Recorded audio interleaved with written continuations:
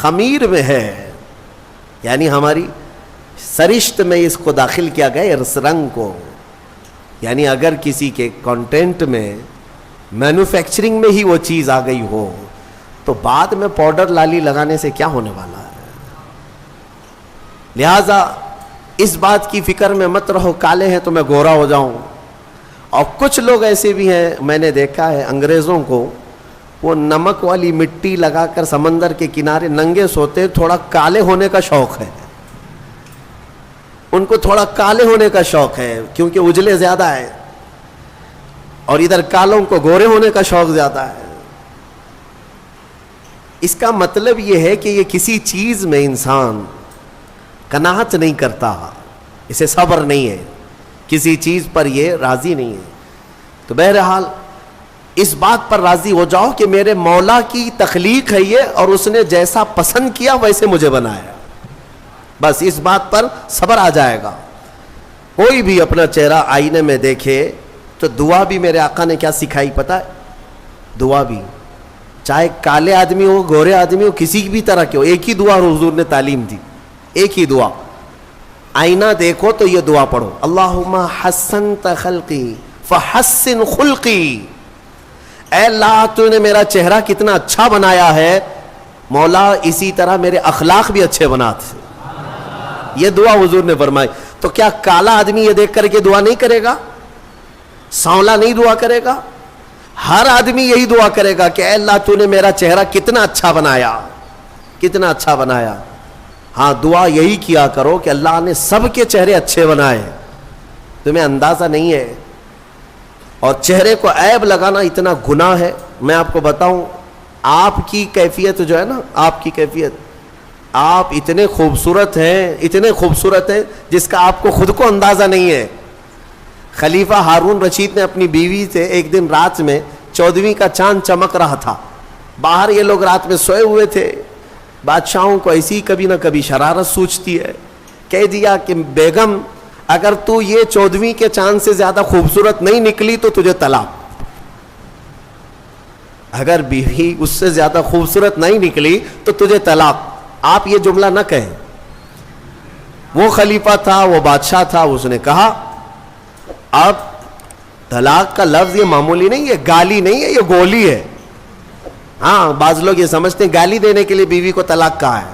میاں گالی نہیں ہے، یہ رشتے ختم ہو جاتے ہیں. دوسرے دن یہ مسئلہ اٹھا، ملکہ نے، بیگم نے مسئلہ رکھا کہ آخر میری طلاق ہوئی یا پھر میں نکاح میں ہوں. یہ کیسے پتا چلے گا کہ میں چاند سے زیادہ خوبصورت ہوں کہ نہیں؟ یہ کون بتائے گا؟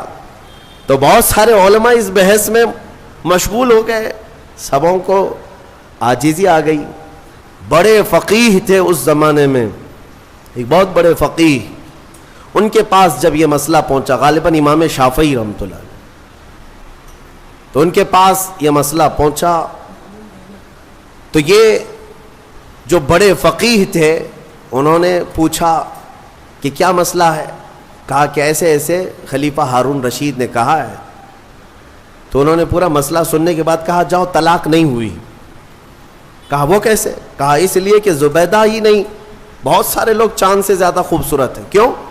کہا قرآن میں اللہ نے فرمایا لَقَدْ خَلَقْنَا الْإِنسَانَ فِي أَحْسَنِ تَقْوِيمٍ، ہم نے انسان کو سب سے اعلیٰ صورت میں پیدا کیا ہے. سب سے اعلیٰ کا مطلب وہ چاند سے بھی اعلیٰ، چاند سے بھی حسین پیدا کیا ہے. تو ہر انسان کو اللہ تعالیٰ نے چاند سے بھی زیادہ اعلیٰ صورت عطا کیا ہے. لہذا چہروں کو عیب لگانا چھوڑ دو اور اللہ تبارک و تعالیٰ کی رضا پر راضی رہو. چہرے کی تخلیق کس نے کیا؟ وقت سے باقی پورے انسان کی تخلیق اللہ نے کیا، لیکن خاص چہرے کو اللہ نے اپنے دستے قدرت سے بنایا. اب آگے کی بات سنیں. پورا انسان تیار ہوا، اس میں روح پھونکی جانی تھی، اس انسان کو بولتا ہوا چلتا ہوا اور روح والا بنانا تھا. تو فرمایا گیا کہ ان کے پیشانی پر، ان کی ناک سے روح کو ڈالا گیا. روح کیا چیز ہے؟ روح کو دیکھا آپ نے؟ روح کو دیکھا ہے؟ ہاں اس مسئلے میں تو ساری دنیا آج بھی پریشان ہے. قرآن میں بھی یہ سوال کیا ہے صحابہ نے آ کر سوال کیا تھا اور اللہ نے جواب بھی دیا.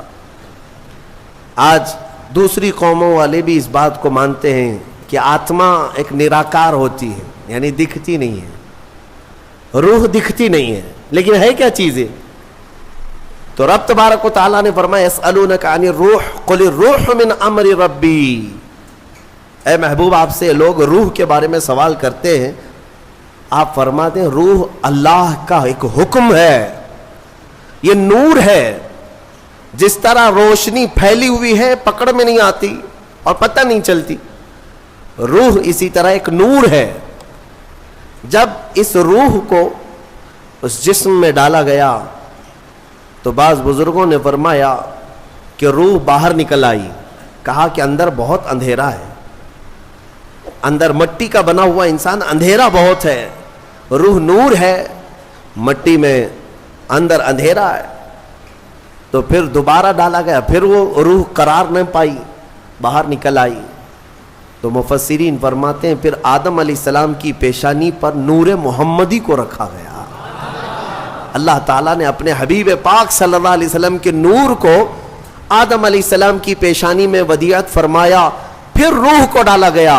اب روح جا کر جسم میں قرار پائی اور پھر آدم علیہ السلام کو سب سے پہلے ایک چھینک آئی, اور چھینک آتے ہی سب سے پہلے آپ کی زبان سے ایک جملہ نکلا الحمدللہ. یہ انسان کی زبان سے نکلنے والا سب سے پہلا لفظ ہے. کیا ہے؟ الحمد. آج بھی چھینکتے ہیں تو ہم کیا کہتے ہیں؟ یہ آدم علیہ السلام کی زبان سے نکلنے والا پہلا جملہ. لیکن کمال تو دیکھیں, رب تعالیٰ نے اپنا آخری کلام قرآن اپنے حبیب پر اتارا بھی ہے, تو اس کی ابتدا بھی کہاں سے فرمایا؟ الحمدللہ رب العالمین. قرآن کی ابتدا کہاں سے ہے؟ الحمدللہ سے ہے. تو انسان کو یہ بتانا ہے کہ اے بندے, تیری جو اصل ابتدا ہے وہ الحمدللہ سے ہے, جہاں قرآن ابتدا کر رہا ہے, اور قرآن کے ساتھ رہے گا تو تو حقیقی زندگی پائے گا. اب آدم علیہ السلام جب بیدار ہوئے تو اب سنیے اللہ تعالیٰ نے کیا کیا. رب تبارک و تعالیٰ ان کے سامنے دنیا کی ساری چیزوں کو پیش کیا, جو جو ہونے والی تھی یا جو کچھ بھی, سب کے نام سکھا دیے. وعلم آدم الاسماء کلہا, سب چیزوں کے نام آدم علیہ السلام کو سکھا دیے. درخت, پودا, پھل پھول, زمین آسمان, چاند تارے, سمندر, مچھلیاں, جنات, انسان, ہر ایک چیز کا نام, جو بھی دنیا میں چیزیں ہیں سب کے نام آدم علیہ السلام کو سکھا دیے. اب اس میں کیا کیا چیزیں ہیں, سب چیزیں کا مطلب کیا ہے؟ سب آ گیا نا. ہمارے بھی نام سکھائے ہوں گے اللہ نے, تمہارے بھی نام سکھایا.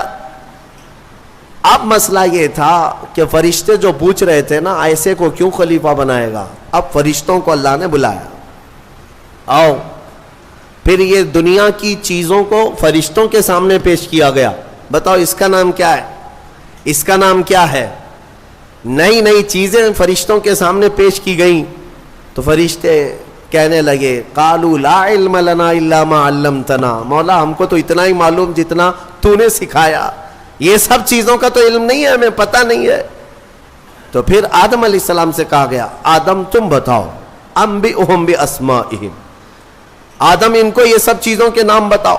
آدم علیہ السلام نے ناموں کی ابتدا جو کی, حدیث میں ہے, موجود ہے تفسیر میں, ساری دنیا کی چیزوں کے نام آدم علیہ السلام نے فرشتوں کے سامنے بتا دیے. جب ساری چیزوں کے نام بتا دیے تب فرشتوں کو حکم ہوا اب آدم کو سجدہ کرو. آدم علیہ السلام کے سامنے سارے فرشتے جھک گئے, سجدے میں چلے گئے. لیکن ایک بات بتا دوں, یہ سجدہ تعظیم کا تھا, عبادت کا نہیں. عبادت کا سجدہ کس کے لیے ہے؟